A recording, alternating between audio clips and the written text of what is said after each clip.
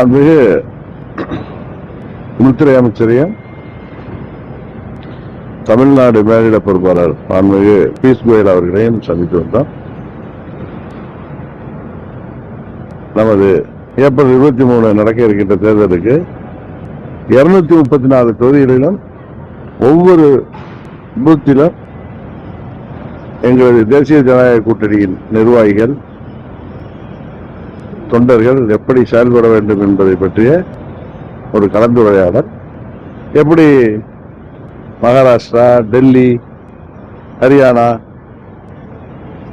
பீகார் போன்ற மாநிலங்களில் தேசிய ஜனநாயக கூட்டணி எப்படி ஒற்றுமையாக எல்லோரும் பூத் வாரியாக தேர்தல் பணியாற்றி மாபெரும் வெற்றியை பெற்றார்களோ அதுபோல தமிழ்நாட்டிலும் வெற்றியை பெறுவதை சம்பந்தமான கலந்துரையாடலை எங்களோடு உள்துறை அமைச்சரும் மாண்புமிகு பியூஷ் கோயல் அவர்களும் எங்களோடு கலந்து பேசினார்கள். ஏன்னா நான் போன வாரமே சந்திக்க என்னை அழைத்திருந்தார். அவருடைய வேலைப்பளு காரணமாக தள்ளி போய் நேற்று வர சொல்லி நேற்று இரவும் அவர் கடுமையான பணி நெருக்கடியால் இன்றைக்கு மார்னிங்ல போய் பார்த்து வந்தேன். நாங்கள் தான் உங்களை ஊடகத்தை பார்த்து சந்திச்சு சொன்னேன். தொகுதி பங்கீடு எல்லாம் இங்க சென்னையில தான் எங்க தேசிய ஜனநாயக கூட்டணி சார்பாக நடைபெற்று இன்னும் 2-3 நாட்களில சுமூகமாக அறிவிக்கப்படும்.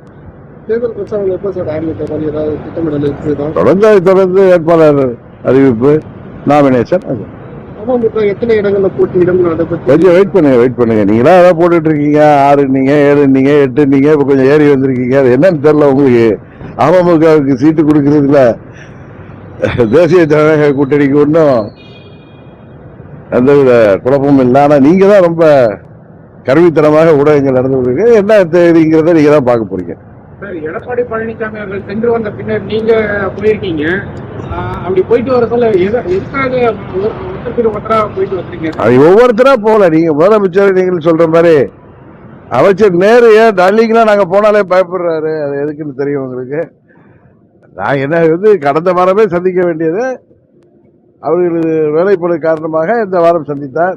இன்னொன்னு உள்துறை அமைச்சரோ மாண்புமிகு பியூஷ் கோயல் அவர்களோ டெய்லி இங்க உட்கார்ந்து கூட்டணி தொடர்பான தொகுதி பங்கீடு விஷயங்களை பேச முடியாது. அதனால அவர் முடிந்த நாளையோ நாளை மறுநாள் கூட கோயல் அவர்கள் வருகிறார்கள்.